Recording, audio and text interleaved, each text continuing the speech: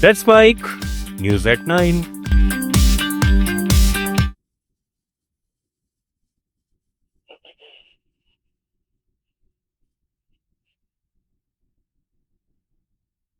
नमस्कार, Let's Mic news at night और समाचारों के साथ मैं महेश सिंह। ईरान बनाम इजराइल अमेरिका युद्ध विराम वार्ता पाकिस्तान के इस्लामाबाद में बिना किसी समझौते के समाप्त हो गई है।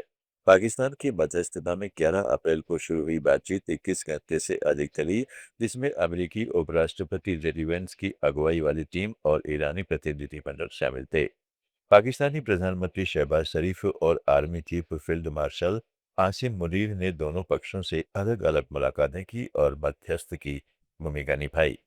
विदेश मंत्री इशाक डार ने युद्ध विराम बनाए रखने पर जोर दिया और पाकिस्तान की मध्यस्थता जारी रखने का वादा किया। बातचीत में स्ट्रेट ऑफ हॉर्मुज, ईरान का परमाणु कार्यक्रम, प्रतिबंध हटाना और युद्ध मुआवजा जैसे मुद्दे प्रमुख रहे, लेकिन अमेरिका की ओर से परमाणु हथियार नहीं बनाने की मौलिक प्रतिबद्धता जैसी मांगों को ईरान ने जरूरत से ज्यादा और अनुचित बताया।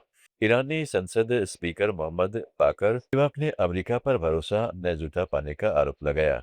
वेंस ने कहा कि उन्होंने अंतिम और सर्वश्रेष्ठ प्रस्ताव रखा था और अब ईरान को फैसला करना है।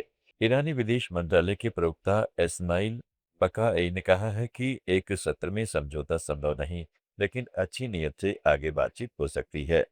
युद्ध के मोर्चे पर पिछले 24 घंटों में कोई नई बड़ी गोलीबारी या हमले की पुष्टि नहीं हुई है।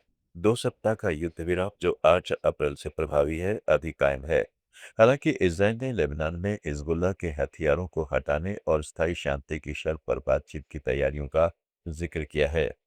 प्रधानमंत्री बेंजामिन नेतन्याहू ने दावा किया है कि संयुक्त अमेरिका इजराइल अभियान ने ईरान के परमाणु और बैलिस्टिक मिसाइल कार्यक्रम को कुचल दिया है। ब्रिटेन, ऑस्ट्रेलिया और अन्य देशों ने समझौते नहीं होने पर निराशा जताई और युद्ध विराम बनाए रखने तथा बातचीत जारी रखने की अपील की है। दुबई दौरे पर भारत के विदेश मंत्री एस जयशंकर ने यूएई नेतृत्व के साथ अहम मुद्दों पर चर्चा की।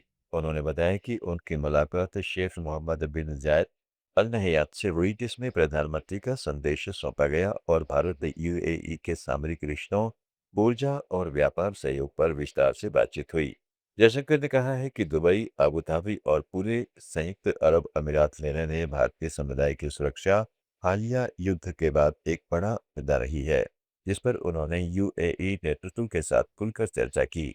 उन्होंने भारतीय समुदाय के प्रतिनिधियों से मुलाकात के दौरान मिले अनुभव और चिंता को भी साझा किया है, क्योंकि हमारे लिए यूएई बहुत बड़ा पार्टनर है।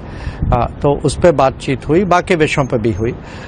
पर एक जो मुख्य बिंदु जो थी वो यहाँ हमारी भारतीय समुदाय जो है यूएई में, अबू धाबी में, बाकी जगह भी और दुबई में ये जो अभी जो युद्ध हुआ, जो उस समय आप जानते हैं कि उनकी सुरक्षा, उनका देखभाल जो है एक बहुत बड़ा विषय था।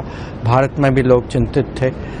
तो ये जरूर, क्योंकि मैं कल जैसे ही मैं आया, जो समुदाय के जो प्रतिनिधि जो हैं उनके साथ मेरी मुलाकात हुई, तो उनके मन में जो उनकी जो अनुभव जो थी, उनकी भावनाएं जो थी, वो मैंने यहाँ के राष्ट्रपति जी के साथ मैंने शेयर किया था।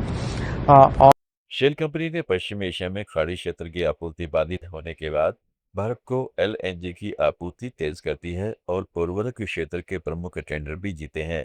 इस साल मार्च में शेल ने भारत को अपना सबसे बड़ा मासिक एलएनजी आयात किया और भारत के उर्वरक कंपनियों के 6 टीबीटीयू के बल्क टेंडर में से 4 टीबीटीयू की आपूर्ति हासिल की, जिससे यूरिया उत्पादन के लिए गैस उपलब्धता शुरुआती 70 से बढ़कर अब तक लगभग 95% हो गई है।